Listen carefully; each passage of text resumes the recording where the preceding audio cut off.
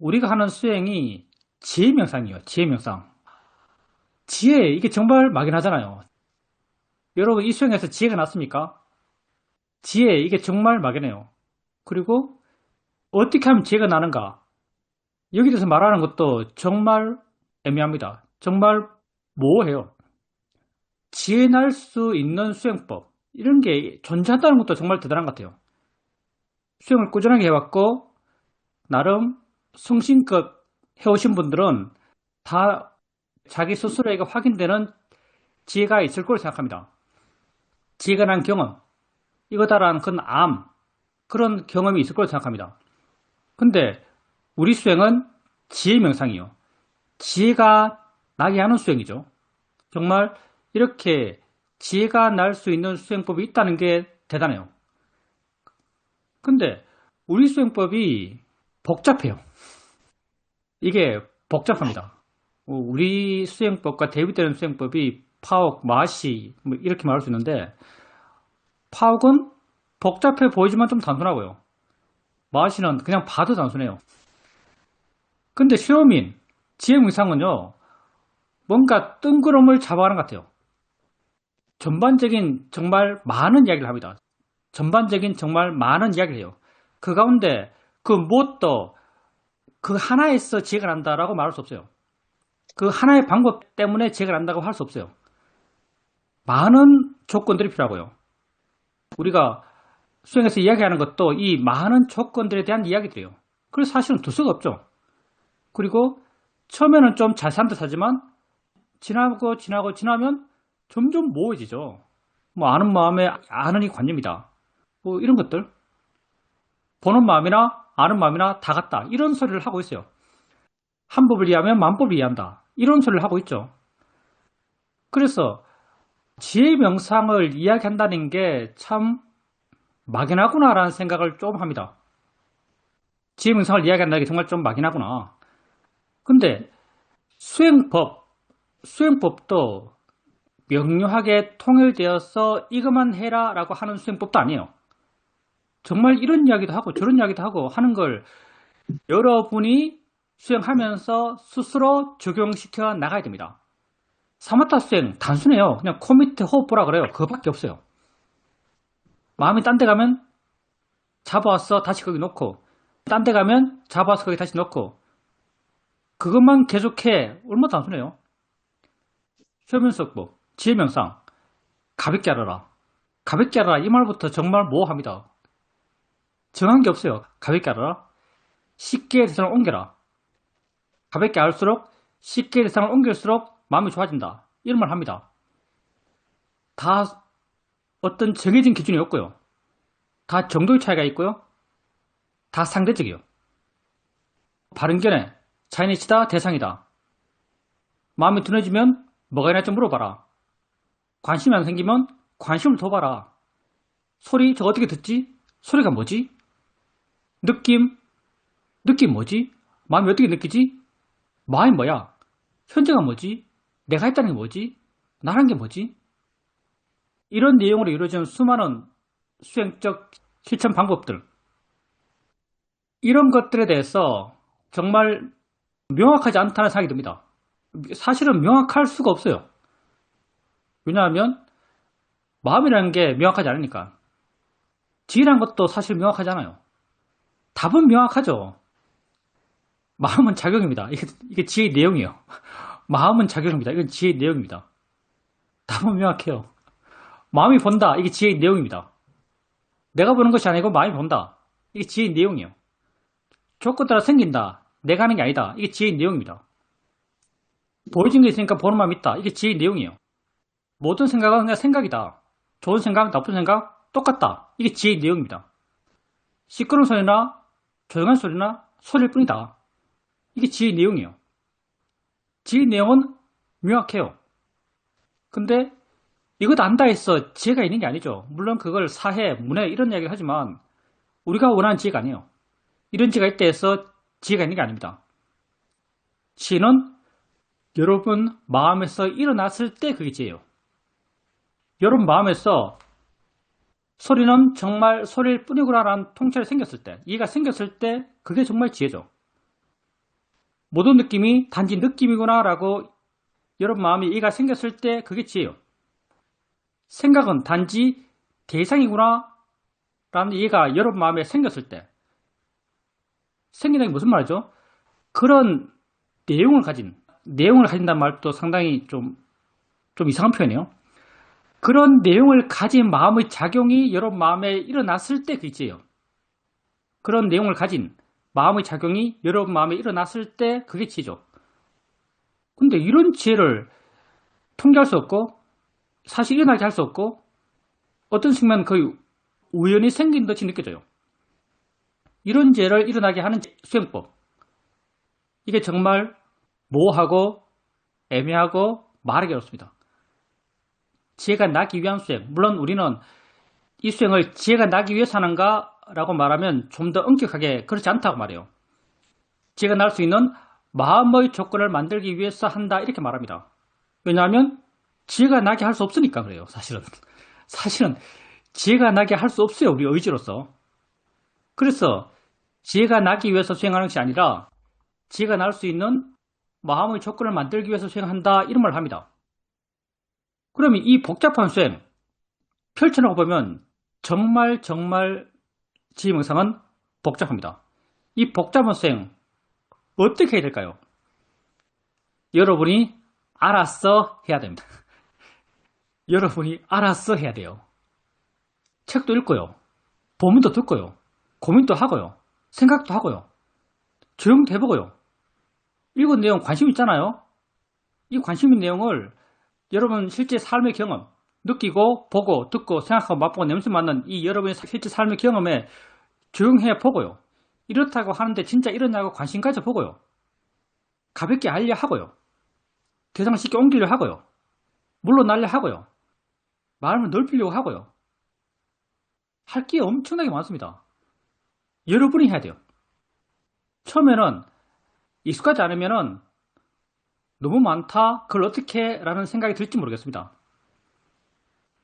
근데 익숙해지면 너무나 단순하다는 걸 여러분 스스로 알게 될 겁니다. 익숙해지면 너무나 단순해요. 근데 너무나 단순한 데까지 가는 건 만만치 않겠죠. 그래서 지혜명상이 정말 어렵다는 생각이 갑자기 들었습니다. 지혜명상이 정말 어렵다. 왜냐하면 여러분 마음이 사실 별로 썩 좋지 않을 거거든요. 여러분이 고민하고 스스로 길을 찾고 스스로 헤쳐나가고 스스로 적용하고 스스로 분석하고 스스로 판단하고 스스로 새로운 방법을 바꿔나가고 이걸 여러분이 해봤는가? 살아오면서? 뭐 그럴 수도 있겠지만 통계적으로 보면 잘 못하죠. 이렇게 가르쳐주면 그리 가고 사람들이 정답이라면 따라가고 그냥 수용하고 자기가 한번 믿은 것을 계속 믿어가고 의심하지 않고 가던 길을 계속 가고 바꾸지 않고 이렇게 사는 게 우리에게 훨씬 더 익숙한 것 같습니다. 그래서 이 수행을 더 우리가 어렵게 느낄지 모르겠어요. 근데 어떻게 하겠어요? 아무도 여러분을 대신해서 이 길을 가지 못합니다. 아무도 여러분을 대신해서 이 길을 가지 못해요. 이 길은 나를 이해하는 길입니다. 여러분은 여러분이죠. 여러분 모두가 다 자기 자신이에요. 평생을 나를 갖고 살아요. 평생을 나와 함께 살아요. 그런데 내가 나를 이해하는가? 지혜의 내용으로는 여러분 웬만큼 여러분을 이해하죠. 나는 오직 현재 산다. 이게 지혜의 내용이에요. 나는 오직 현재 산다. 이게 나에 대한 바른 설명이죠. 지혜의 내용으로서. 근데 나는 오직 현재 산다를 이해하고 있는가? 이해 못하고 있죠. 우린 이런 아주 기본적인 존재의 모습도 이해하지 못하고 있습니다. 왜냐하면 나는 어제를 후회하고 내일을 걱정하고 있으니까. 나는 어제를 후회하고 내일을 걱정하고 있어요. 왜? 현재를 이해하지 못하기 때문이죠. 내 삶의 조건 가운데 가장 밑바닥에 있는 가장 기본적인 조건이죠. 나는 오직 현재 있다. 여러분의 현재 모습을 지켜보면 너무나 당연한 명제입니다. 근데 몰라요. 그러니 내가 나에 대해서 뭐를 알고 있겠습니까? 지혜명상은 나를 이해하기 위한 수행이요. 이해하려 하면 이해 못합니다. 되고자 하는 마음은 지혜가 생길 수 있는 마음이 아니에요. 그러니 참 애매하죠. 되고자 하는 마음이 없는 마음이 되고자 하는 거예요. 되고자 하는 마음이 없는 마음이 되려고 그래요. 바람이 없는 마음이 되려고 그래요. 그냥 단지 마음만 좋으려고 그래요.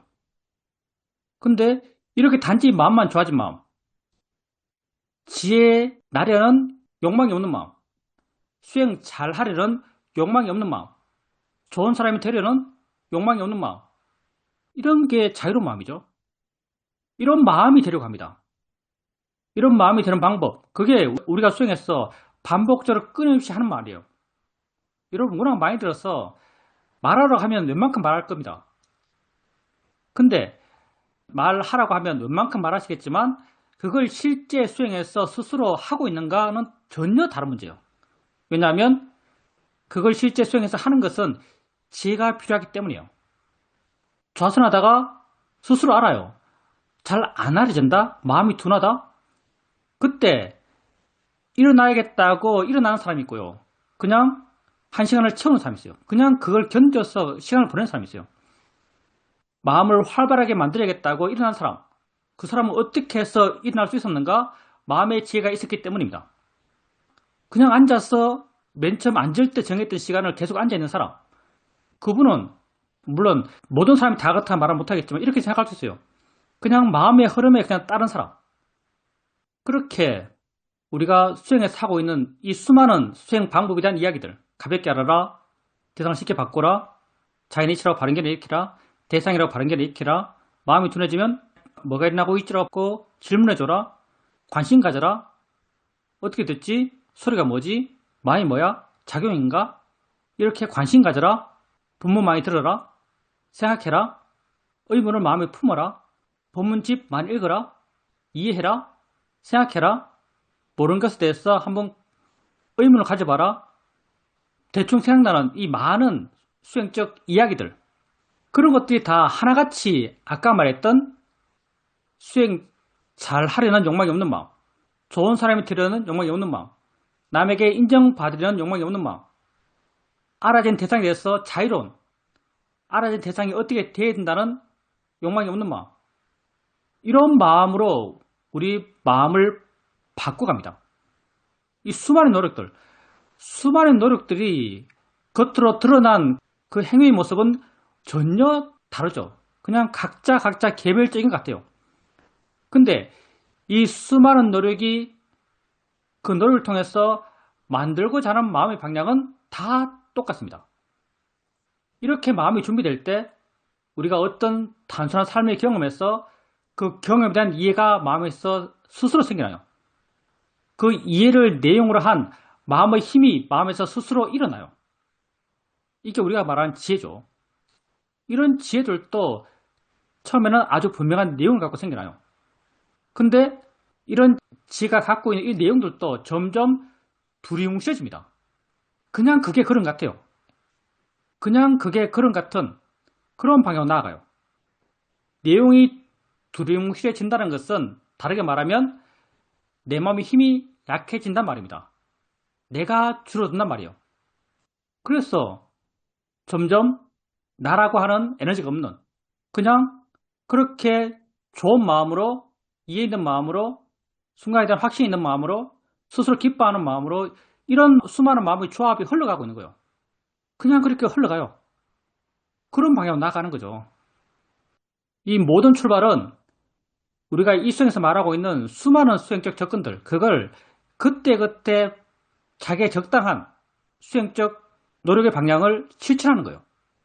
누구도 이때는 이렇게 해야 되고 저때는 저렇게 해야 되고 뭐 이렇게 물어야 되고 저렇게 생각해야 되고 이걸 누구도 순간순간 말해줄 수가 없습니다. 이렇게 해보고 저렇게 해보고 깨져보고 다시 돌아가고 어떨 땐 거꾸로 가고 다시 돌아가고 이렇게 생각했다가 저렇게 생각했다가 이 모든 수행적 노력의 그 뒤에는 지혜가 있습니다. 그런 다양한 실천 속에서 여러분 마음이 조금씩 지혜가 날 수 있는 마음으로 변해갈 거예요. 그래서 지혜 명상 정말 단순하지 않죠. 말부터 단순하지 않은 것 같아요. 지혜 명상. 이것만 하면 지혜가 생겨 이런 거 없습니다. 세상에. 정말 다양한 수행적 실천이 필요합니다. 정말 다양한 수행적 실천이 필요해요. 그리고 그건 이 법회에서 수없이 말해진 것들이에요. 이걸 여러분 스스로가 실천에 가셔야 됩니다. 여러분 자신을 위해서. 아무리 세상을 앞으로 보고 뒤로 보고 밑으로 보고 옆으로 봐도 바른 수행자의 마음으로 살아가는 것 이상의 삶의 모습은 없다고 느껴집니다. 그렇게 살고 있는 것, 그렇게 살아가는 것, 그게 여러분이죠. 여러분 스스로만이 여러분을 구원할 수 있습니다. 제가 여기 여러분을 바라보면서 앉아있지만 저도 제 스스로를 구원하지 못했습니다. 근데 구원의 길로 가고 있다는 건 스스로 알죠. 구원의 길로 가고 있다는 건 스스로 알아요. 그리고 내가 가고 있는 그 자체의 의미를 알고 있고요. 가는 나를 보면서 기뻐하는 게 있고요. 그리고 이 길에 대한 굳건함이 있습니다. 이렇게 살고 있는 자기에 대한 만족도 있고요. 우리는 과정의 사람이죠. 지금 당장 완성을 기대할 수는 없어요. 우리는 과정의 사람이에요. 부족하죠. 그러니까 계속해야죠. 부족합니다. 그러니까 계속해야죠. 지혜 명상 정말 만만치 않은 것 같습니다. 지혜 명상. 근데 어떻게 하겠어요? 이 길밖에 없는 것 같은데요. 여러분이 틀을 좀 깨고요. 살아왔듯이 살아온 방식, 그건 정답이 있는 것처럼 살아왔잖아요. 사회적으로 정답이 주어졌습니다. 정답이 있는 것처럼 살아왔어요. 부지런하고 성실하고 거짓말 안 하고 착하고 남 도와주고 깔끔하고 정돈되고 이런 삶. 정답이 있는 것처럼 살아왔어요. 지혜 명상이 정말 정답이 없습니다. 여러분 마음이 정말 활발해야 돼요. 이것도 해보고 저것도 해보고 이땐 이렇게 하고 저땐 저렇게 하고 고민하고 관심 갖고 적용하고 생각하고 그쪽으로 마음을 기울이고 마음을 넓히려 하고 물러날라 그러고 이렇게 하는 게 지혜 명상이죠. 말만 해도 복잡합니다. 이렇게 하는 게 지혜 명상이에요. 이걸 한꺼번에 다 하는 건 아니겠지만 이런 방법을 여러분이 적어도 지식적으로는 알고 있습니다.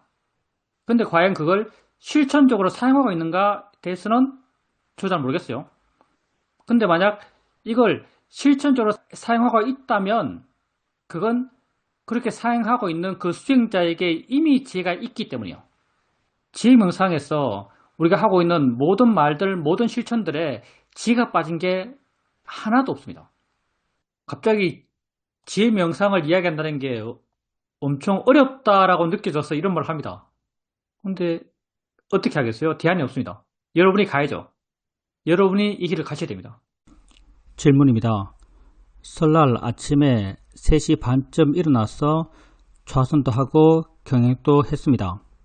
이렇게 좌선하고 경행하면서 알아진 것을 알아가면서 이 모든 것이 다 마음이 컨트롤하는 그런 느낌이 있었습니다. 이게 자연의 이치구나 라는 그런 생각도 올라왔습니다.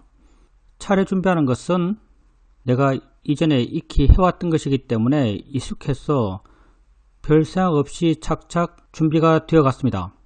마음이 시키는 대로 움직이는데 이 마음이 뭐지? 마음이 뭔데 이렇게 다 알아서 하는 거지? 라는 생각도 들었습니다. 그때 마음의 느낌은 좋지도 싫지도 않은 그런 덤덤한 느낌이었습니다. 저번 인터뷰에서 스님이 신심형이라고 말씀하셨는데 제 마음에 그것에 대해서 약간 거부하는 그런 마음이 있었습니다. 스님은 스님 말을 하는 것인데 문제는 그것을 받아들이는 내 마음이 바르지 않다는 것이었습니다.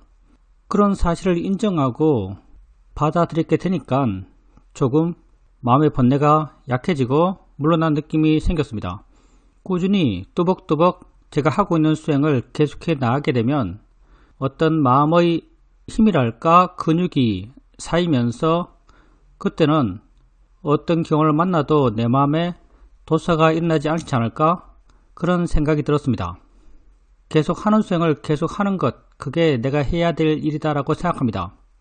사이도 법문집을 읽으면서 알게 된 것들이 수행에 자연스럽게 적용이 됩니다.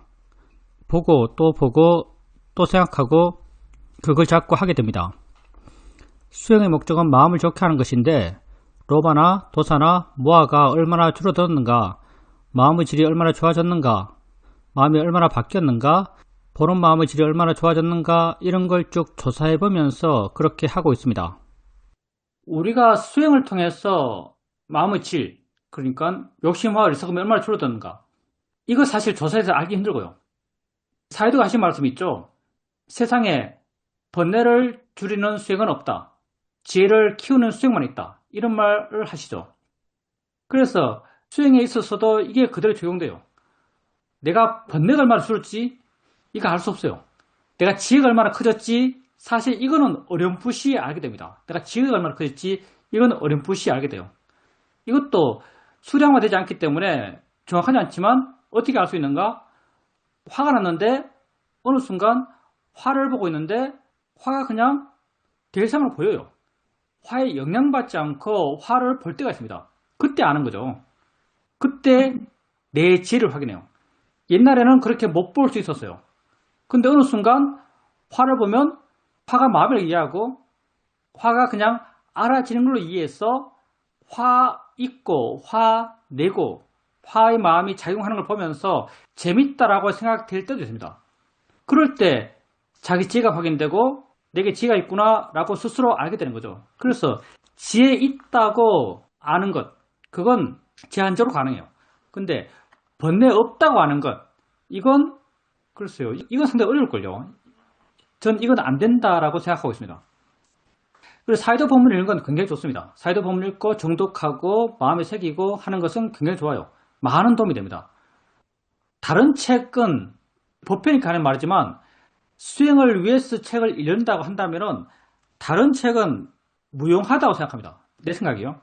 심지어 경전가에도 별로 의미 없다고 생각해요. 수행만을 위해서 읽는다면 경전보다도 사이드 책이 훨씬 낫다고 생각합니다. 굉장히 직접적이니까 내가 하고 있는 것을 그대로 설명하기 때문에 난 사이드 책이 우리 수행에서는 그 어떤 세상의 책보다 좋다라고 생각합니다. 정말 지혜 가득한 책이죠. 그렇게 사이드 책 정기적으로 읽고 생각으로 소화하고 또 그걸 수행해서 한번 반추해보고 돌이켜보고 하는 것은 굉장히 좋은 일이에요.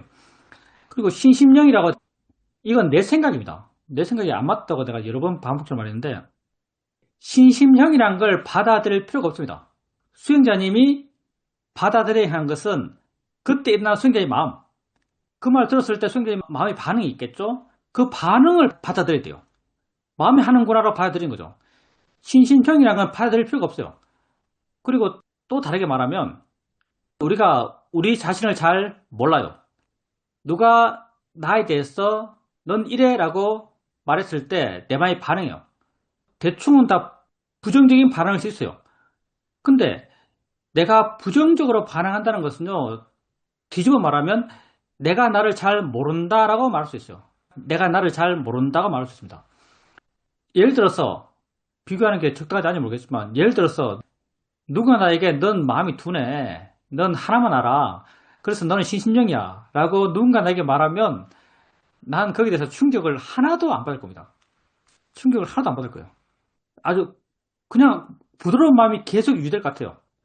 왜냐하면 그게 내 마음에 전혀 타격이 안 되는 말이기 때문입니다. 그래서 내가 정말 나를 바르게 한다면 세상에서 내가 가장 모르는 것도 나 자신이지만 내가 가장 잘 아는 것도 나 자신이죠. 근데 내가 정말 나를 바르게 한다면 다른 사람이 나에 대해서 뭐라고 말하더라도 그게 내게 충격이 안 됩니다. 왜냐하면 그 사람이 아무리 알아봐야 나만큼 알지 못할 거거든요.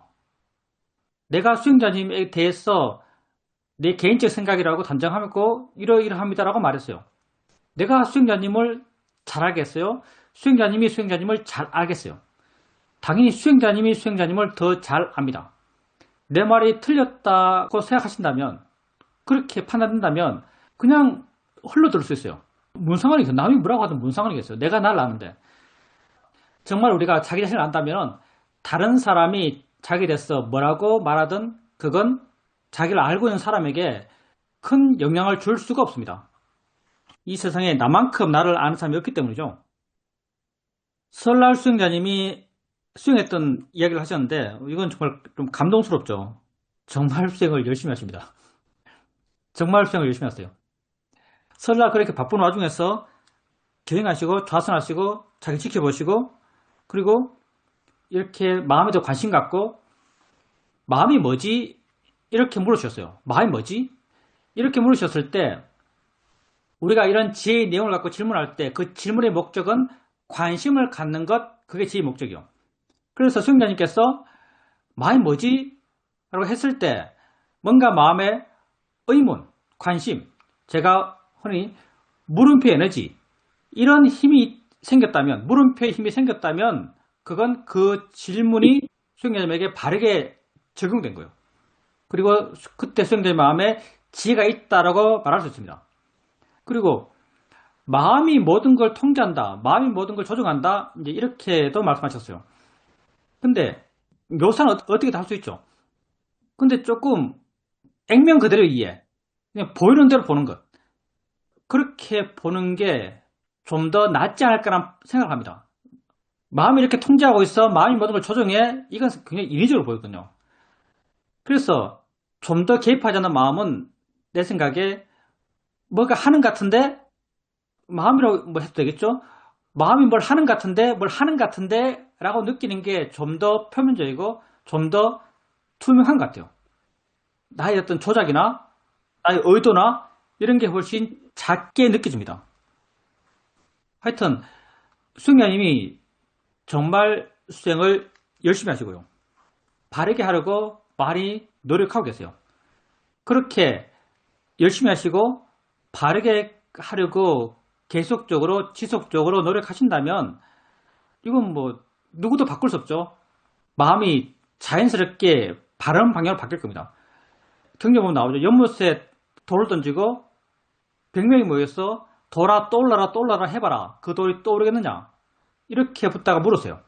그 돌은 너희들이 아무리 떠올라라고 바라더라도 가라앉는다. 마찬가지로 수행의 시간을 지키고 바른 결을 일으키고 관심을 갖고 지혜에 관련된 내용을 듣고 읽고 다시 적용하고 이렇게 반복적으로 지속적으로 하는 실천 속에서 수행의 마음은 그렇게 연못에 가라앉는 돌처럼 바른 방향으로 변할 수밖에 없을 겁니다. 질문입니다. 사회도 법문집을 읽다가 마음에 확 와닿는 내용이 있었습니다. 생각하는 것은 마음의 작용이다. 마음에 이름을 붙여서 생각한다라고 말한다. 이 말을 듣고 참 기가 막힌다. 파라마타를 어떻게 이렇게 설명할 수 있지? 라는 생각이 들면서 그 의미가 마음에 확 와 닿았습니다. 그리고 생각한 것이 그렇다면 느낌도 그렇고 다 이름표네, 본다는 것, 소리도 다 이름표잖아. 이렇게 쭉쭉 관심이 넓어져 갔습니다. 사회도 법문집이 정말 좋은 것 같습니다. 저는 좌선을 의자에 앉아서 하는데 한번 의자에 앉아서 좌선을 하고 있었는데 남편이 와서 등에 로션을 발라달라고 했습니다. 그렇게 발라주고 다시 좌선을 하는데 하던 거 하는 거지 그게 뭐 발라줬다고 달라지나? 이런 느낌이 들면서 그렇게 다른 것 한 것이 수행하는데 전혀 방해되지 않는 그런 느낌이 들었습니다. 좌선을 하고 있죠. 좌선을 하고 있는데 남편이 로션을 발라달라 그래요. 발라줘요. 근데 다시 끝나고 좌선하는데 수행 상태가 똑같아요. 이게 좋다면 좋고 문제 있다고 할 수 있습니다. 일반적으로 표면적 의미는 굉장히 좋아요. 수행적 일관성이 있는 거죠. 마음이 안 변했어요. 동의하잖아요. 근데 안 좋다고 하면 안 좋다 이런 말을 왜 하는가? 사실 우리 마음이 정말 세밀해지면요. 마음이 정말 세밀해지면 그러니까 좀 깊이 들어갔다? 밀도 있게 수행한다? 수행에 밀도가 있는 상태에서 우리가 다른 걸 해요. 다른 걸 하면요. 다시 돌아왔을 때 그 밀도가 사라져 있습니다. 보통은 그래요. 엄청 뛰어난 사람이면 모르겠습니다. 엄청 뛰어난 사람이면 그 밀도가 똑같이 있을 수도 있을 거예요. 로션을 바르면서도 그 밀도가 유지될 수도 있겠죠. 그런 것도 가능을 할 것 같아요. 근데 일반적인 바람을 갖고 있는 수행자 입장에서 좀 깊이 들어가고 좀 밀도 있고 마음의 힘이 이렇게 올라오는 상태에서 좌선을 하고 있는데, 수행을 하고 있는데, 누가 와서 뭐 할 필요도 없습니다. 사실은 침만 삼켜도 변해요. 이럴 때는 침만 삼켜도 사실 변합니다. 침만 꼴깍 해도 변해요. 이럴 때 자세가 좀 잘못됐네 해서 자세를 바꾸잖아요. 자세를 바꾸면 그 밀도가 사라져 있어요. 그래서 이건 이제 양면적으로 설명할 수 있는 거죠. 좌선하고 남편이 로션 바르고 또 좌선해요. 큰 변화가 안 느껴져요. 엄청 뛰어난 수준의 수행 상태라서 전 좌선 때나 로션을 바를 때나 끝나고 나서도 밀도 있는 수행이 계속 유지될 가능성도 있습니다. 근데 그보다 더 일반적인 것은 전 좌선에서 좀 밀도 낮은 수행, 밀도 낮은 상태, 그리고 남편 로션 바르고 돌아왔을 또 여전히 밀도 낮은 수행일 가능성이 사실 더 높죠. 여기서 하나 뽑아낼 수 있는 포인트로 한다면은 가끔은 수행이 잘 된다고 느낄 때가 있어요. 수행이 잘 된다고 느껴질 때가 있는데요. 수행을 꾸준히 하고 열심히 하면요. 수행이 잘 된다고 느낄 때가 있어요. 수행이 잘 된다고 느낄 때는요. 다른 거 하지 마세요. 침도 사귀지 마세요. 침도 안 삼키는 게 사실 낫습니다. 그게 완벽하게 바람직한가? 사실 이런 것 같진 않아요. 완벽하게 바람직한가라고 한다면 문제 제기도 할 수 있을 것 같은데, 그래도 우리가 만나기 힘든 강한 마음 상태예요. 그래서 수행이 잘 된다고 느낄 때는 아무것도 하지 마십시오. 자세를 바꾸지 말고요. 자세가 좀 꾸중해도 그냥 하세요. 자세를 바꾸지 말고요. 침도 사귀지 말고요. 그렇게 하는 게 방편적으로 더 나은 결과를 갖고 오는 것 같습니다. 그리고 안정감 있다라고 말하는 게 전 굉장히 좋게 들리는데요. 마음이 좋아도 좋아진지 모른다 했잖아요. 마음이 좋아도 좋아진지 모른다고 했어요. 내가 밀도 있다 하는 말도 이게 어쩌면 틀린 말일지도 모릅니다. 왜냐하면 통찰이라 하는 게 좌선하면서 밀도 있게 힘있게 수행한다고 알아질 때 생기는 게 아니거든요. 밀도 있게 수행한다고 알아질 때 절대 사실은 통찰이 안 생깁니다. 통찰은 아주 지극히 자연스러운 마음 상태에서 생겨나요. 그래서 빨래 널다가 생기고요. 청소하다가 생기고요. 그냥 길거리 걷다가 생겨요. 그래서 통찰은 균형 속에 생겨납니다. 균형 속에 생겨나요. 근데 밀도 있는 마음은 이 균형과는 약간 거리가 있어요. 그래서 제한적으로 좋은 수행 상태이기 때문에 가급적 그 상태를 유지하는 게 전체적으로는 좋다고 생각되지만, 그게 지혜가 수 있는 마음 상태인가 하면 그건 좀 애매해요. 근데 수행자님 말씀하신 안정된 상태, 이게 지혜가 수 있는 마음 상태인가로 말한다면 이건 맞다라고 말할 수 있을 것 같아요. 안정된 마음 상태. 그래서 좌선하시면서 냉정소리 싫어하는가? 저 이해하고 있는가? 이렇게 묻고 해나가는 것 좋아요. 그러면서도 큰 마음에 동요를 하지 않는 것, 큰 마음에 어떤 진폭이 없는 것, 그렇게 해나가시고 있다면 수행을 굉장히 잘하고 있다고 생각됩니다. 그리고 사이드 말씀, 생각이란 것은 마음의 작용이다.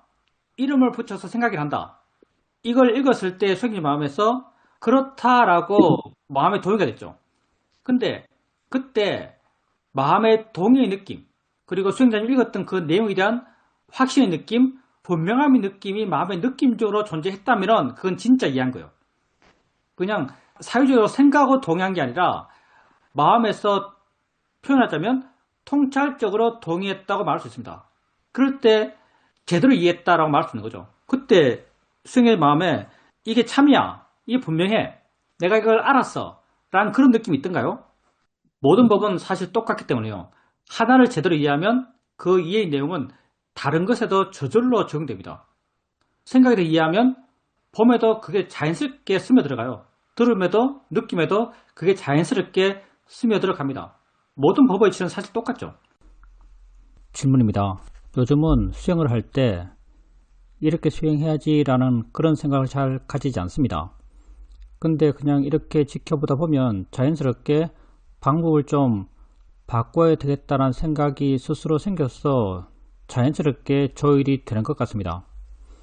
어떤 경우 좋아하는 마음이 생겼을 때 그 상황에서 그 조건이 되니까 그 마음이 그렇게 생겼네 라고 합니다. 그걸 따라서 일어났구나 라고 알고 다시 현재로 돌아와서 그것에 대해서 별로 개의치 않습니다. 근데 시간이 좀 지나면 거기에 어떤 강한 에너지가 쌓여 있다고 느껴집니다. 그러면 마음이 자연스럽게 문제가 있다고 알아지고, 그렇게 마음이 일어나면 그 마음을 좀 더 지켜보게 되고 마음에서 자연스럽게 안 하게 됩니다. 그게 단칼에 잘라지게 됩니다. 어떤 잘못된 부분이 조금 느껴지면 스스로 알아서 정돈해 나가는 듯한 그런 느낌이 듭니다. 예전에 밥 먹듯이 수영을 해야 된다는 말을 들었는데 정말 그 말이 옆에 와 있는 것처럼 자연스럽게 그렇게 하고 있구나라는 그런 느낌을 요즘 받게 됩니다. 아침에 좌선을 했었는데 현재가 오롯이 저에게 알아지면서 정말 이 순간 존재 안에 그런 이해가 마음에 생겼습니다. 아침에는 그렇게 수영을 했는데 저녁 때 됐을 때는 뭔가 좀 졸리기도 하고 약간 둔해져서 그렇게 수영을 하고 있었는데 어느 순간 이것도 그냥 있는 거잖아. 그게 뭐 별 다르다고 이렇게 알아지면서 그걸 그냥 받아들이게 되니까 마음이 확 깨어났습니다. 저번에 스님께 손주를 야단치고 내보내고 마음이 안 좋았다 이런 말씀을 드렸는데 그것도 마음이고 생각인데 라고 말씀해 주셨습니다. 단지 현재로 돌아오면 된다라고 스님께서 그때 말씀했습니다. 그 순간 그게 생각이구나, 내가 그때 생각을 못 봤구나 라는 것이 알아졌습니다. 그리고 운전에 대해서 또 스님께 말씀드렸는데 그때의 마음이 별로 좋은 마음 상태가 아니다 라는 말씀을 듣고 그 말씀에 대해서 동의하지 않을 수가 없었습니다. 그때 마음이 경직된 마음이었고 바람직한 마음이 아니었다라고 하는 것이 마음에 이해되니까 다음에 운전할 때는 아주 편안한 마음 자세로 운전을 하게 되었습니다. 운전의 흐름에 따라서 하면서 전체적인 것을 다 알면서 그냥 그렇게 갔습니다. 10분 정도 늦을 것 같았는데 전화를 해줄까 이런 생각이 들었습니다. 근데 그 생각의 뒤에 나는 약속을 잘 지킨 사람이다 이런 것이 밑에 깔려 있다는 것도 알아듣습니다. 그 다음 그냥 편안하게 현재를 알면서 그렇게 운전을 했습니다. 그것도 그냥 생각이었습니다. 그 순간에 정말 내 속에서 육문에서 일어나는 그것만 있구나 라는 것이 조금 체화된 듯이 느껴지면서 상당한 환희심이 생겼습니다. 제가 이제 생각이 났을 때 생각에 대해서도 그냥 같이 있음으로 전체적으로 그렇게 알아가고 있습니다. 생각 자체를 그냥 단순하게 거기에 있음으로 그렇게 수행하니까 뭔가 자연스럽다라는 느낌이 듭니다. 수행자님이 평소에 수행에 대해서 지속적으로 관심을 갖고 있고 수행자님 마음에 여러 가지 수행적 의문들이 깔려 있고 그러다 보니까 내가 하는 말이 그 말 자체가 엄청 대단해서 수행자님에게 큰 영향을 준 게 아니고요. 수행자님 마음에 그런 영향받을 수 있는 조건들이 많이 갖춰져 있기 때문에 내가 하는 말들이 수행자님에게 영향을 많이 주는 것 같아요. 생각이지 이런 것들 내가 사실 항상 하는 말이죠. 수없이 한 말이에요. 근데 그게 어떤 준비가 되었을 때 그건 수행자님에게 아주 큰 영향을 줘요.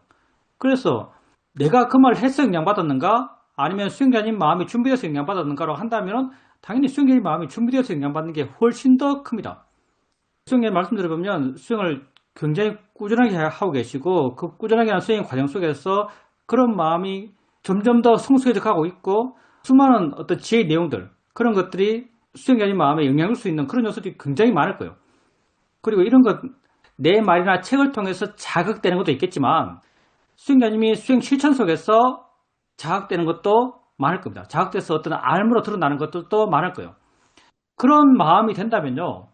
모든 게 법문이에요. 대승에서 하는 말 있죠. 세상 모든 게 내게 법문한다 이런 말 하잖아요. 세상 만사가 다 법문이라고. 부처님 말씀이라고. 삼라만상의 소리들이 다 부처님 말씀이라고 이런 말 합니다. 그게 이런 의미의 약간의 확장판이 아닐까 생각해요. 수행자님 마음이 준비되었기 때문에 수행자님에게 일어나는 모든 알의 경험들 그런 것들이 다 수행자님에게 또 마음의 충격을 줄 수 있는 지혜의 충격을 줄 수 있는 경험이 될 수 있습니다. 그리고 현재 있구나 육문에서 일어나는구나 그게 느껴졌고 분명해졌고 거기서 환심이 생겼다라고 말씀하셨는데 그때 모르겠어요. 육문의 일어남이구나 내 존재란 것이 내 현재란 것이 육문에서 일어남이구나 라는 이해 이 예는 사실은 모아야 되는 예와 일맥상통해요. 그때 자기 존재에 대해서 스스로 느낄 때 평소와 전혀 다른 느낌으로 자기를 바라보고 있다고 느껴진다면 그건 이런 예가 분명했다, 깊었다 이렇게 말할 수 있을 거예요.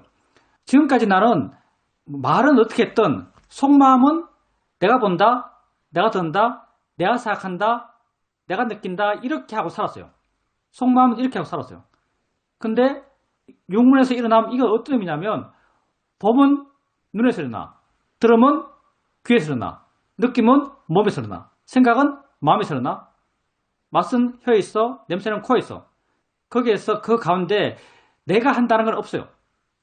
일어남에 대한 명확한 이해가 있을 때 그냥 나란 것은 단지 육문에서 일어남이구나라는 이해가 생기죠.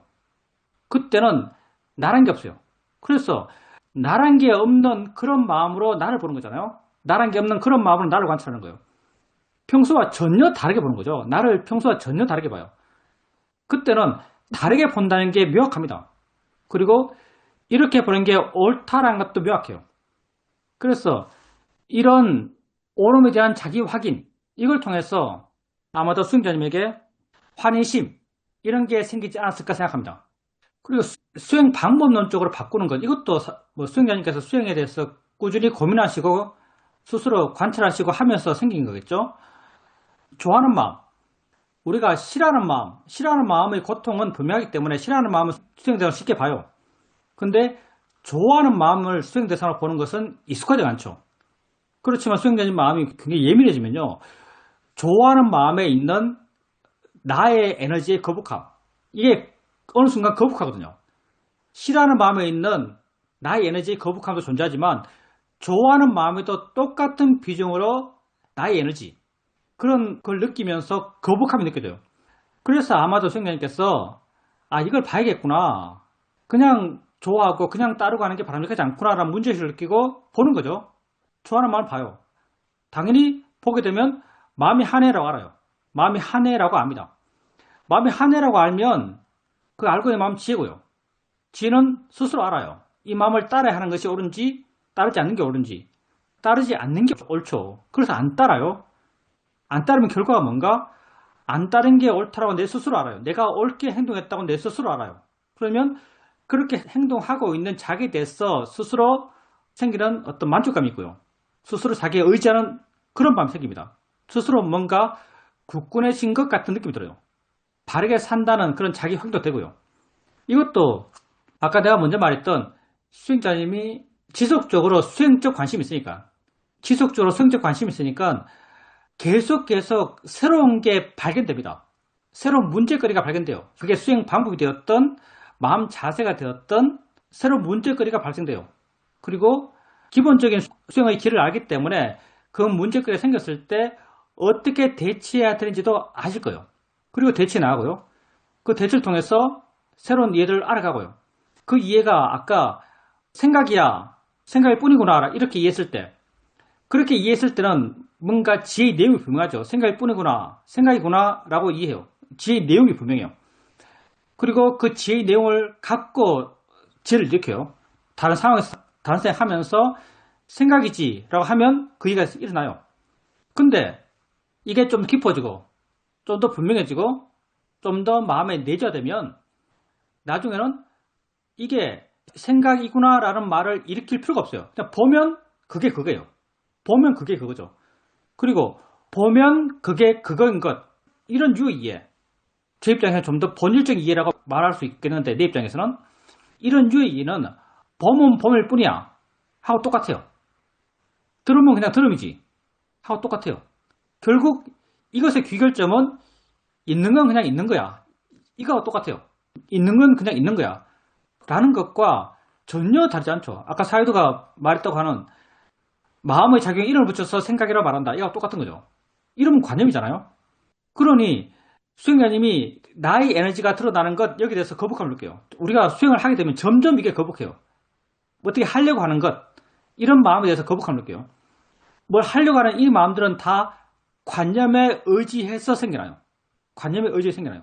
생각일 뿐이지 이게 어느 수준의 수행에서는 굉장히 잘하고 있는 수행법이지만 계속 이렇게 하는 게 어느 수준의 수행에서는 굉장히 못하고 있는 수행이 돼요. 그러면 어느 방향으로 나아가야 되는가? 내가 줄어드는 방향으로 나아가야 되고, 내가 줄어들어가는 방향은 곧 그 이름들, 그 의미들, 이런 게 줄어들어가는 방향이에요.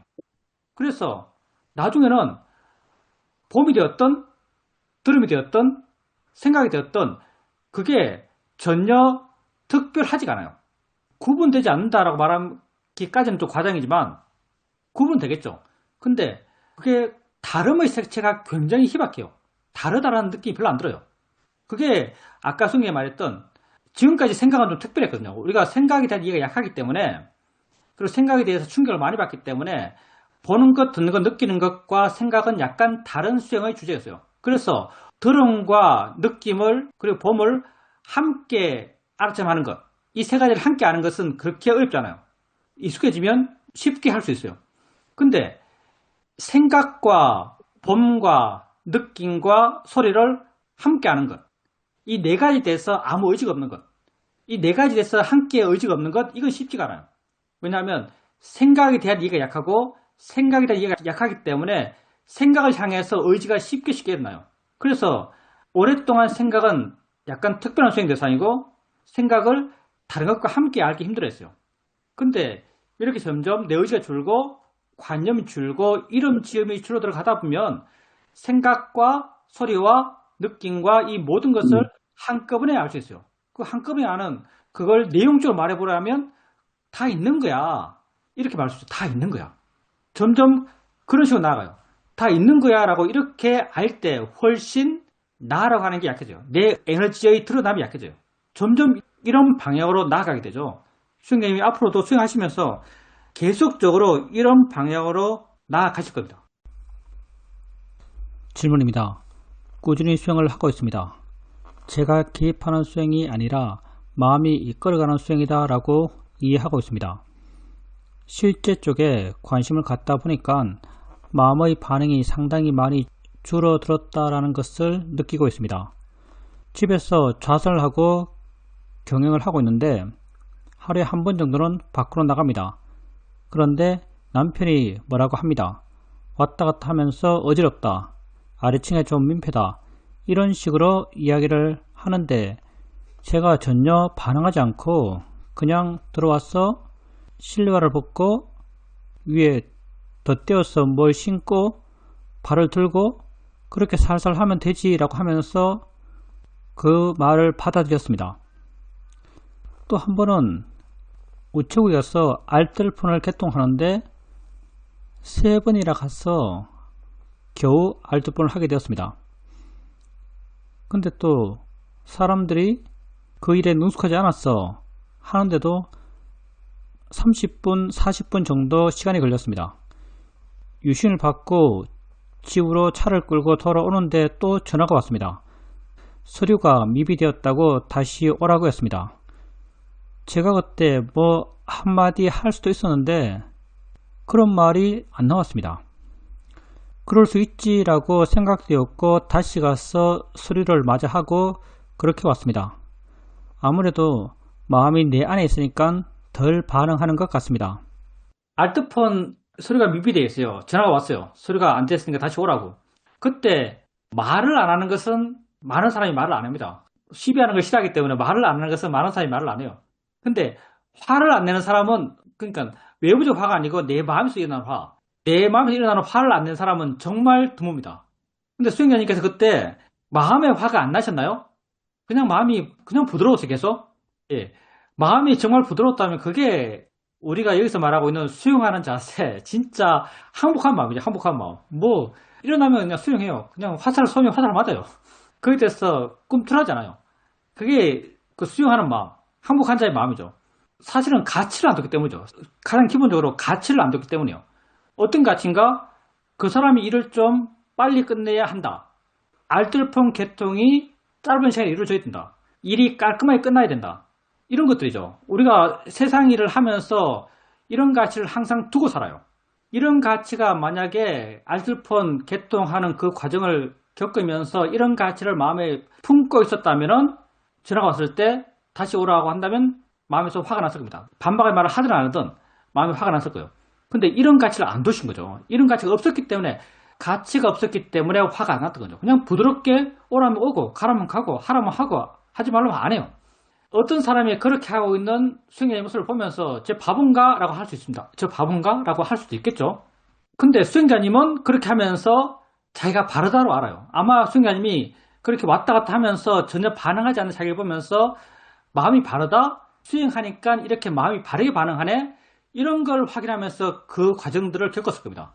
그래서 세상에서는 어떻게 보든지 그런 걸 옛날에 누가 차원 높은 바보가 되라. 누군 들은 적 있어요. 바보처럼 사는 거죠. 정말 좀 바보스럽죠. 바보스러운데 나는 그런 나에 만족해요. 왜냐하면 내가 하고 있는 것에 대해서 내 스스로가 옳음을 확인하면서 그렇게 하고 있거든요. 많은 사람들 그렇게 하면 화가 나요. 그리고 그렇게 하고 있는 자기에 대해서 좀 비참함을 느껴요. 그 상대가 만약 약간의 권력을 갖고 있는 사람이라면, 날 통제할 수 있는 권력을 갖고 있는 사람이면 이 사람이 이렇게 하라면 이렇게 하고 저렇게 하면 저렇게 하고 가라면 가고 오라면 오고 해라면 하고 이렇게 하고 있는 자기를 보면 아마 좀 비참할 겁니다. 왜냐하면 그에게는 어떤 가치가 있거든요. 난 존중받아야 돼. 일은 깔끔해야 돼. 난 자율적으로 일해야 돼. 이런 것들, 이런 많은 어떤 가치들, 그런 가치를 갖고 있는데 그 사람의 말을 통해서 하고 있는 나의 행동들은 그 가치가 전혀 반영되지 않은 거예요. 그렇기 때문에 그 과정 속에서 사람들은 일반적으로 다 고통받아요. 근데 수행자님은 가치를 안 뒀기 때문에, 가치 안 두는 것, 그게 우리가 수행하면서 하는 거의 유일한 방향성이죠. 자연의 2차 왜 하냐? 가치 안 두려고. 대상이야 왜 이해하냐? 가치 안 두려고. 소리일 뿐이야 왜 그렇게 하지? 가치 안 두려고. 가치 줄여드는 마음, 수용하는 마음이 되는 것, 이게 우리가 수행을 통해서 줄기차게 나아가는 마음의 방향성이에요. 수행님께서 꾸준하게 수행하시고 그런 마음이 기본적으로 마음에 깔려 흐르고 있기 때문에 할 때부터 큰 가치를 안 뒀고 항상 자기 안에 머물러 있고, 그러다 보니까 전화가 와도 다시 가도 다시 서류를 작성해도 아무렇지 않아요. 그리고 우리가 바보가 아니기 때문에 이 상황이 일반적으로 화날 상황이다라고 알아요. 근데 일반적으로 화날 상황이라고 아는데 화내지 않는 자기를 봐요. 그리고 또 내가 왜 화 안 되는지도 알아요. 난 현재 있고 현재 내게 알아진 것에 대해서 가치를 느끼고 있고 바른 실천을 하고 있는 나에 대해서 기뻐하고 있다고 알아요. 내 바른 기준을 내가 알아요. 그래서 외부적으로 세상에서 내게 어떤 충격을 주더라도 어떤 자극을 주더라도 난 내 안의 바람에 의지해서 기뻐할 수 있는 거죠. 그렇게 수행자님은 세상에서는 부당하다라고 말할 수 있는, 세상에 거의 모든 사람이 화낼 수 있는 그런 삶의 경우이지만 그 속에서 스스로 기뻐하며 사는 거죠. 스스로 만족하며 살아요. 그래서 이렇게 수행하며 사는 것이 얼마나 중요한가라고 하는 것을 다시 한번 수행자님 경험을 통해서 알 수 있습니다. 그게 세상으로부터의 자유로움이라고 말할 수 있는 거죠. 그리고 집에 수행할 때 실제에 관심을 두니까 대상에 반응하잖아요. 실제가 법이죠. 그 법은 정말 모호한 겁니다. 법을 너무 구체적으로 찾으려고 하지 마세요. 법은 그냥 대충 이해하고 있습니다. 대충 이해한 듯 한데라고 느끼면 돼요. 그게 더 법에 가까워요. 법을 분명하게 구체적으로 명확하게 이해하려고 하는 게 욕심이고요. 만약 법이 명확하게 이해된다, 법을 분명히 안다, 이렇게 느낀다면 오히려 그게 더 법에 대한 이해가 얕을 수도 있습니다. 법은 그냥 그런 같은데 라고 대충 느끼는 정도면 충분해요. 당연히 마음이 법에 머물면요, 그 법이 만들어낸 관념으로부터 마음은 물러나 자유로워요. 남편이 와가지고 말을 하죠. 밑에 시끄럽겠다고.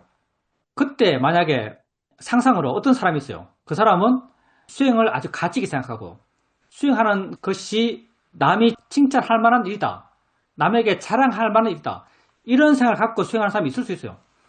만약 그 사람이 수행하는 것은 훌륭한 일이고 수행하고 있는 나를 남이 좀 대단히 생각할 것이고 수행한다는 것은 남에게 자랑할 만하다, 이런 마음가짐으로 수행하고 있는 사람이 있다면 이런 사람에게 너가 와가지고 당신이 뒤꿈치를 쿵쿵 하면서 소리를 내고 있어서 밑에 사람이 화낼 수 있어 라고 말을 하면요, 화가 납니다. 화가 나요. 이게 가치를 둔 것에 충격을 받으면 많이 반응해요. 근데 수행자님 말씀 들어보면 수행자님이 알뜰폰과 마찬가지로 전혀 마음이 반응하잖아요. 왜 마음이 반응하지 않았을까라고 한다면 그것도 마찬가지예요. 수행하는 것에 가치를 안 뒀기 때문이에요. 수행하는 게 별것 아니기 때문이에요. 수행하는 게 그냥 자기 삶이기 때문이죠.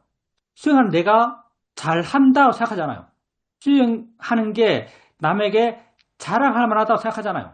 수행하는 나를 보면서 다른 사람이 저 사람 참 훌륭하네라고 판단해 줄 걸 기대하잖아요. 가치 없는 마음이죠. 가치가 없으니까 남이 와서 수행하는 동작이 문제가 되라고 말해도 충격을 안 받죠. 근데 가치를 두면서 수행하는 사람이 있다면 이 말이 충격이 됩니다. 그래서 우리가 가치를 두는 것이 얼마나 우리에게 고통 입장에서 함정인가를 알 수 있습니다.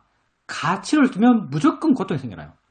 그래서 우리가 고통받지 않기 위한 우리 수행에서 우리가 하는 그 유일한 수행의 방향성이 가치를 줄이는 것, 이 방향성이죠. 그렇게 가치를 두지 않으면 삶에 괴로울 게 없습니다. 그러니까 가라면 가고 오라면 오고 하라면 하면 돼요. 왜냐하면 우리 가치는 내 안에 있기 때문에 그래요. 내가 가치 두고 있는 것은 내 안의 바람이에요. 나는 내 안의 바람에 의지해서 기뻐하는 사람이거든요. 그래서 부탁께서 나는 기쁨으로 산다 이런 말씀을 하셨을 걸로 저는 생각합니다. 질문입니다. 요즘은 수행을 좀 편하게 하고 있습니다. 들어오면 들어오는 대로 그냥 알고 몰랐으면 큰 부담 없이 다시 알아질 때 다시 알고 그렇게 수행하고 있습니다. 그리고 주로 경행을 많이 하는 것 같습니다. 스님께서 밀도 있는 수행에 대해서 말씀하셨을 때 내가 좌선을 좀 일정하게 정해놓게 해야 되나 이런 생각도 들었습니다. 지난번에 인터뷰할 때 이제 수행을 어떻게 하면 되겠다라는 그런 자신감 같은 게 생겼다라고 말씀드렸는데 그때는 약간 우쭐한 마음도 있었습니다. 그런데 최근에 친척 가운데 한 분이 쓰러지셔서 병원에 큰 장비를 달고 누워있는 모습을 아들이 사진으로 보내서 봤는데 그때 내게 아주 큰 두려움과 불편한 마음이 생겼습니다. 그러면서 이제 수행을 처음 시작하는 마음으로 좀 진지하게 해야겠다 이런 마음이 좀 생겼습니다. 자신감이 생기는 좋아요. 그때 자신감이 틀렸다고 말할 수 없습니다. 그때는 분명히 수행자님에게 수행에 대한 어떤 수행하는 방법에 대한 알미 있었을 거예요. 그 수행하는 것에 대한 알미 수행자님에게 자신감으로 느껴졌을 겁니다. 근데 우리 마음이 일정하지가 않아요. 지혜도 일정하지 않습니다. 왜냐하면 우리가 경험하는 삶의 가치들이 다 다르기 때문이죠. 친척이 쓰러져서 병원에 이렇게 누워있는 모습 보면서 두려움이 생겨요. 두려움이 생겨서 내가 수행을 잘 못하는구나, 내 자신감이 가짜였구나 라고 생각할 필요 없어요. 수행에 능숙한 건요, 할 수 있다면 수행에 능숙한 겁니다. 그러니까 친척이 누워있는 모습을 보면서 거기에 대해서 내 마음이 어떻게 반응하든 반응하는 마음을 보면서 마음이 하네라고 한다면 수행을 잘하고 있는 것이고요. 저거 보일 뿐이지라고 한다면 수행을 잘하고 있는 겁니다. 반응하지 않아서 수행을 잘하는 게 아니에요. 반응을 해요. 우리가 중생인데 어떻게 반응을 안 하겠어요? 삶의 경험에 대해서 무수한 반응을 합니다. 어떤 반응을 하든지 거기에 대해서 수행적으로 바른 노력을 할 수 있는가? 수행적으로 바르게 알 수 있는가? 이게 우리에게 중요한 거고요. 이렇게 수행적으로 바르게 알 수 있다면 수행을 능숙하게 하는 것이고 수행적 자신감을 가져도 좋습니다. 그래서 두려워하는 마음이 생겨서 수행하는 것에 대해서 미숙하다고 생각할 필요는 없어요. 경행을 주로 하신다 하셨는데 상관없습니다. 경행을 주로 하셔도 돼요. 근데 내가 밀도 있는 수행이라고 하니까 스스로 경행을 통해서 밀도가 안 생기나 라고 생각할 수 있습니다. 내가 처음에도 말했지만 지혜 명상은 참 복잡해요. 하나만 옳다고 말할 수 없습니다. 경행을 통해서도 밀도 있는 수행을 할 수 있죠. 꾸준히 하려가면 밀도 있는 수행이 돼요. 근데 일반적으로 좌선을 통해서 좀 더 밀도 있는 수행이 되는 것도 사실입니다. 좌선이 뭔가 마음을 가라앉히고 마음의 힘을 키우기 때문에. 그래서 일반적인 수행, 대다수의 수행자에게 밀도 있는 수행, 마음의 힘을 키우기 위해서 좌선하는 게 좋은가? 때때로 좌선이 필요한가라고 말한다면 나는 때때로 좌선이 필요하다라고 일반적으로 말해요. 그러시면 또 진짜 열심히 수행하는 사람, 진짜 알아차림을 끊임없이 이어지게 하려고 노력하는 수행자, 그런 수행자에게는 좌선이 필요 없을 수도 있습니다. 근데 일반적인 수행자에게는 좌선이 밀도인 수행이 되기 위해서 필요하다고 내가 말하고 싶고요. 경행을 하면서 밀도인 수행을 하지 못하는가? 이건 또 안 그래요. 경행하면서도 마음에 힘이 있다고 느낄 수 있고요. 그리고 편하게 수행하는 건 좋습니다. 편하게 수행하십시오. 그렇게 뭐 잘하려고, 그렇게 자세히 보려고, 그렇게 열심히 하려고 할 필요 없어요. 그냥 할 수 있을 때 할 수 있을 만큼 하면 됩니다. 알아질 만큼 알면 되고요. 근데 바른 길에 익히는 것, 그리고 알아침 이어지게 하는 것, 관심 갖는 것, 질문하는 것, 이런 건 하십시오. 질문입니다. 마음의 경직성에 대해서 제가 수행을 해보고 생각해 본 것에 대해서 말씀드리고 싶습니다. 마음의 경직이라고 할 때 그걸 한번 내용적으로 풀어본다면 내가 뭐 어떻게 돼야 돼 라고 하는 그런 좀 옳고 바른 것에 대한 기준이 좀 강한 것, 이렇게 말할 수 있습니다. 그런데 많은 경우 거기에 상황이 어긋나기 때문에 그게 괴로움의 원인이 됩니다. 저의 괴로움 대부분이 이런 경직성 때문에 생기는 것 같습니다. 그래서 내가 일주일 동안 해본 게 뭐냐면, 그렇게 짜증이나 안 좋은 마음이 일어날 때 일어나는 그걸 싫어하는 마음이 바로 일어났습니다. 내가 이런 마음이 들면 안 되는데 라고 하는 그 싫어하는 마음이 바로 경직성이기 때문에 그 싫어하는 마음을 대상으로 봤습니다. 그걸 중점적으로 해봤습니다. 그러니까 그 싫어하는 마음을 보게 되니까 실제로 마음에서 풀리는 느낌이 들었습니다. 풀어진 것을 보면서 경직되어 있었구나 라는 것을 알게 됩니다. 그렇게 마음이 풀어지니까 마음이 부드러워지는 것 같이 느껴졌습니다. 근데 내가 또 생각해 보니까 이게 내게 그렇게 특별한 것이 아닙니다. 옛날부터 대상이 있고 싫어하는 마음이 있을 때 싫어하는 마음을 봐라, 이런 이야기를 많이 들었습니다. 좌선할 때 다리가 아프면 아픈 느낌을 보지 말고 그걸 싫어하는 마음을 봐라, 이런 이야기를 많이 들었습니다. 그러니까 이건 원래 많이 들어서 알고 있는 것인데 또 잊어버리고 또 상황을 부딪히니까 또 이렇게 하게 됩니다. 그런데 이렇게 경직성이 풀릴 때도 있지만 한 번 보고 두 번 보고도 잘 안 풀릴 때가 있습니다. 그럴 때는 어찌됐든 무슨 상관이야? 내가 죽으면 이게 무슨 상관이야? 아무 느낌이 없지? 이런 내용을 덧붙여 주면 좀 쉽게 마음이 부드러워지는 것 같기도 합니다.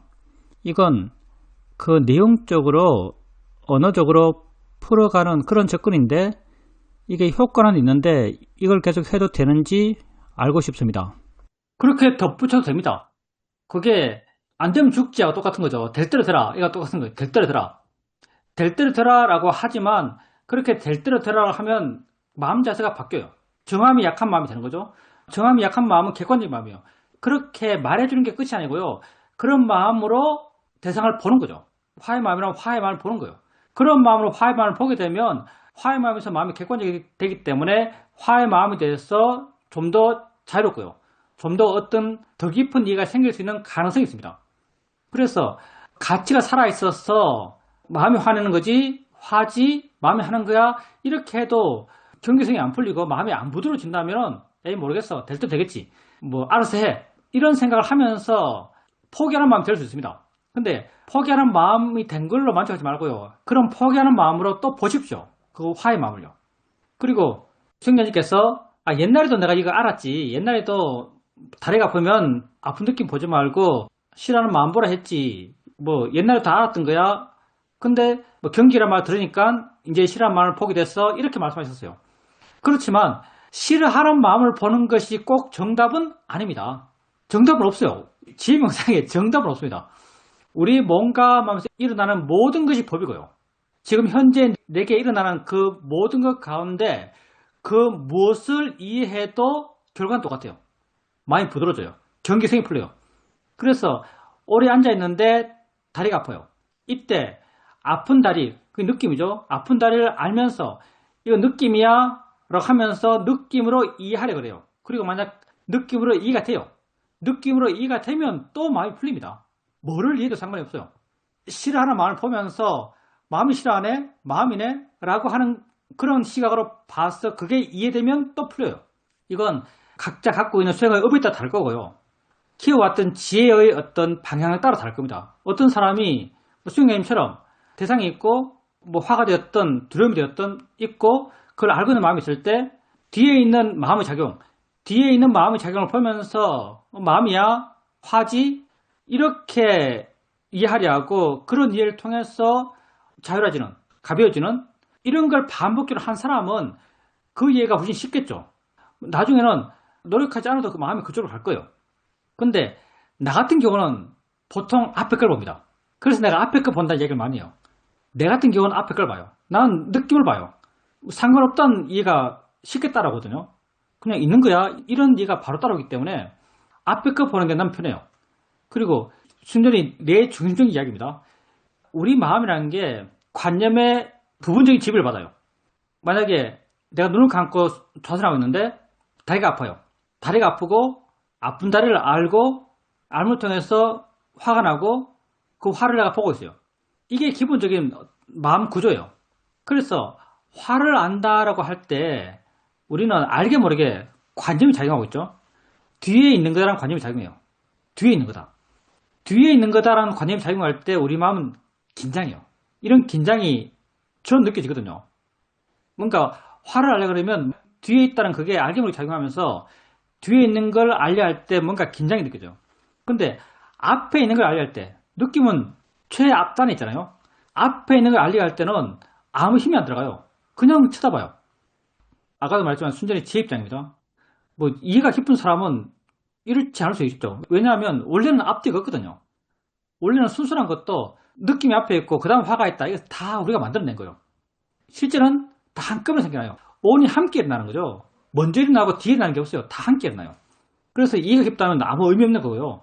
근데 이런 관념이 나는 개인적으로 강한 것 같아요. 그래서 뒤에 있다고 마음이 알고 있는 것, 마음이 정해놓고 있는 것을 보려고 그러면 마음이 긴장감이 느껴져요. 그래서 전 아주 일관성 있게 맨 앞에 걸 봅니다. 맨 앞에 있는 거. 근데 이게 다시 말하자면 정답은 아닙니다. 각자가 달라요. 어찌되었든 자기의 문제를 직시하고 바른 방법을 통해서 그렇게 해결해 나가는 것 엄청 좋아요. 계속 그렇게 해나가십시오. 조금씩 자기가 바뀌어갈 겁니다. 이 경직성이라는 게 만약 있다고 한다면은 그건 수행자님 마음에 전반적으로 퍼져 있는 성질이에요. 하나에 대한 경직성이 아니에요. 전반적인 경직성이죠.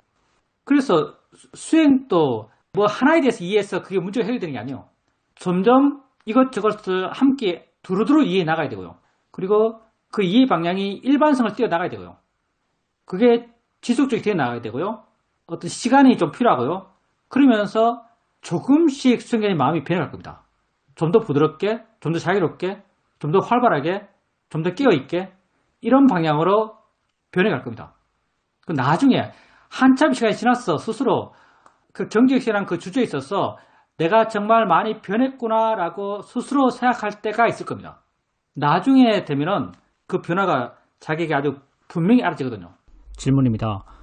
오늘은 동네 뒷산으로 갔습니다. 가면서 갑자기 이런 생각이 들었습니다. 이 순간을 알아차리지 못하면 이 순간을 영원히 알지 못하겠다라는 생각이 들었습니다. 계속 새롭게 알기 때문에 이 순간은 한 번뿐이다 이런 생각이 들었습니다. 그러니까 알아차림을 좀 더 열심히 하겠다 이런 마음이 들면서 산에서 걷고 법문도 들었습니다. 법문 내용 가운데 대상을 바른 견해로 알아차림할 때 대상의 변화에 그렇게 신경 쓰기보다는 그 바른 견해로 대상이 이해될 때 마음이 어떻게 되는지를 봐라. 마음의 변화에 좀 더 관심을 둬라. 이런 법문이 있었습니다. 그 법문을 내 수행에 적용하면서 소리로 대상을 대상으로 그리고 거기에 대해서 마음이 어떻게 변하는지 마음의 느낌과 지혜의 느낌에 좀 더 주목하면서 수행했습니다. 수행에 대해서 관심 갖는 것 좋습니다. 그리고 수행에 대해서 어떻게 해야겠다는 그런 방향성을 갖는 것도 굉장히 좋아요. 그리고 제 법문 내용, 그런 내용의 법문이 나오는 건 어떤 맥락이 나오냐면요. 하나같이 이런 맥락이 나와요. 예를 들어서 오래 앉아있는데 다리가 아파요. 아픈 느낌이 있죠. 아픈 느낌에 대해서 느낌일 뿐이야라고 이해하라 그래요. 그럼 느낌일 뿐이라고 이해가 돼요. 이해가 됐을 때 나타나는 변화의 내용들은 두 가지죠. 아픈 느낌이 약해져요. 편해져요. 이게 하나의 방향이고요. 마음이 부드러워져요. 이게 하나의 방향이에요. 많은 사람들은 아픈 느낌이 약해진 것, 좀 편해진 것, 이쪽으로 마음이 많이 기울어요. 이쪽에 자연스럽게 주목이 되는 것 같아요. 근데 나는 옛날부터 수영할 때 이렇게 이해가 생겼을 때 항상 주목된 건 마음이 부드러워지는 것, 여기에 주목했어요. 난 이걸 지혜를 확인한다 이렇게 생각했고요. 항상 마음이 부드러워지고 물러나고 가벼워지고 자유로워지고 내가 이런 말 하는 이유가 뭐냐면 항상 이런 걸 알면서 수행했기 때문에 지혜가 나서 지혜가 마음을 변화시킬 때 상태 변화, 편해진 것 이런 데 관심이 있었던 게 아니라 그 지혜가 일으키는 내 마음의 변화, 가벼워진 방향의 변화, 물러나는 방향의 변화, 자유로운 방향의 변화 이런 마음의 느낌의 변화 이것에 내가 주목하면서 수행을 해왔기 때문에 항상 이런 말 드립니다. 근데 이게 지혜가 있을 때 그런 것이고요. 일반적으로 수행할 때 지혜가 항상 나는 게 아니기 때문에 일반적으로 수행할 때 마음의 느낌이 어떤가 이것 알기 굉장히 힘듭니다. 왜냐하면 변화가 없기 때문에 우리의 지혜가 그렇게 깊지 않기 때문에요. 변화가 있어야만 제대로 알 수 있어요. 변화가 없는 것은 잘 모릅니다. 그래서 마음의 느낌 이건요. 변화가 없을 때는 변화가 구체적이지 않을 때는 정말 알기 힘든 거예요. 이럴 때는 사실은 앞단에 있는 것, 느낌이 있다는 것, 느낌이 대상이라는 것 이런 쪽으로 보는 것이 훨씬 더 구체적입니다. 뭔가 확인돼요. 마음의 느낌은 알아지면 좋죠. 분명히 마음이 있다면 마음의 느낌이 있어요. 근데 알아지면 좋아요. 근데 일상적인 상황에서 지혜가 난다든가 뭐 화가 난다든가 이런 큰 변화가 없는 일상적인 상황에서 마음의 느낌을 안다는 것은 힘든 일이니까 그렇게 일상적인 상황에서는 앞단에 있는 것, 대상 쪽 느낌이 있고 느낌이 대상이라는 것, 느낌이 알아지는 것이라는 것 이런 쪽으로 보는 것이 훨씬 더 쉬운 수행이다 이렇게 생각되고요. 그리고 뒷산에서 산행하시면서 이런 생각이 나는 거죠. 아마 우발적으로 마음 스스로 한 생각이 아닐까 생각합니다. 지금 이 순간 알지 없으면 이 순간을 영원히 모르겠네 이런 생각이 납니다. 맞는 말이죠. 알미 없으면 현재가 없어요. 알미 없으면 현재가 없습니다. 여러분 이 말 이해하고 있어요. 이 말의 약간 다른 표현이 수행 개념의 한 표현이죠. 지금 이 순간을 알아채지 못하면은 지금 이 순간은 영원히 모르겠네 이런 말을 마음이 합니다. 그리고 이 말이 그때 수행자의 마음에 이해가 됐을 거예요. 그리고 이 이해는 지금 알아채면 해야겠다 현재를 알아야겠다라는 어떤 수행적 의지로 드러났을 겁니다. 이것도 수행자님이 본문을 읽고 수행을 고민하고 자기에게 관심 갖고 이런 과정 속에서 자연스럽게 마음이 어떤 계기를 통해서 이런 말을 하게 됩니다. 이 순간 알아침하지 않으면 이 순간을 영원히 모르겠네 이런 말을 하게 되는 거죠. 이것도 마음이 가볍고 활기차기 때문에 이런 지혜의 내용을 마음이 떠올렸을 거로 생각합니다. 하여튼 그렇게 수행에 관심 갖고 할 수 있을 때 수행하는 쪽으로 마음을 기울이십시오. 질문입니다. 제가 요즘은 생각을 대상으로 좀 알아차림을 많이 합니다. 생각을 일부러 대상으로 잡아서 하는 것이 아니라 생각이 자연스럽게 알아차림의 대상이 자주 됩니다. 이렇게 생각을 알아차림할 때 그 생각의 내용이 별로 안 좋거나 화나거나 우울해지거나 이럴 때 이런 생각을 하면 마음이 좋아집니다. 생각은 그냥 생각이지 생각이 나쁠 게 뭐 있어? 이런 마음이 일어나면서 마음이 생각에 대해서 생각의 내용에 대해서 가벼워집니다. 생각이 우울할 게 뭐가 있어? 생각이 나쁠 게 뭐가 있어? 이렇게 생각해줬죠. 이렇게 생각해줬을 때 그 생각의 내용이 마음에 이해되어서 뭔가 분명하다, 알았다, 이게 옳아 이런 어떤 마음의 느낌이 있던가요? 그런 마음의 느낌이 있다면 그건 그 내용에 대한 이해가 수행의 마음에 있었던 거죠. 만약 그런 이해가 있다면요 생각을 볼 때 우선적으로 일으켜 주세요. 계속 그렇게 하다 보면 그 이해가 마음에 기본적으로 내재돼 갈 거고요. 그리고 분명해지면 나중에는 그런 생각을 안 해줘도 그런 마음의 반응이 생깁니다. 생각하면 별로 반응하잖아요. 생각하는 순간 이미 물러나 있어요. 그런 변화가 조금씩 생길 겁니다. 그래서 지금 생각에 대해 관심 있다면 굉장히 좋고요. 생각을 알아채는 방식도 굉장히 많죠. 뭐 마음이 생각한다, 알아지는 거다, 대상이다, 뭐 자연의 이치다, 가치 없다, 가치 없다는 건 사실 관념적이지만 이런 어떤 생각을 대상으로 한 수행하는 방법도 많아요. 어떤 걸 써도 상관없습니다. 수행자님에게 좀 더 분명한 이해를 주는 것, 좀 더 분명한 이해를 주는 방향으로 생각을 알아갔어요. 그리고 그 가운데 어느 접근법이 좀 쉽다, 그리고 그렇게 했을 때 마음이 지혜 방향으로 쉽게 변한다 한다면은 그걸 계속 써나갔어요. 그렇게 하나의 방향성을 갖고, 지혜 방향성을 갖고 계속 해나가다 보면 그 방향성의 내용이 좀 힘해져요. 점점 지혜 내용이 일반적이 되는 거죠. 그리고 나중에는 그런 구체적인 내용의 방향성을 안 떠올려도 생각에 대해서 자유로운 마음이 저절로 생길 겁니다.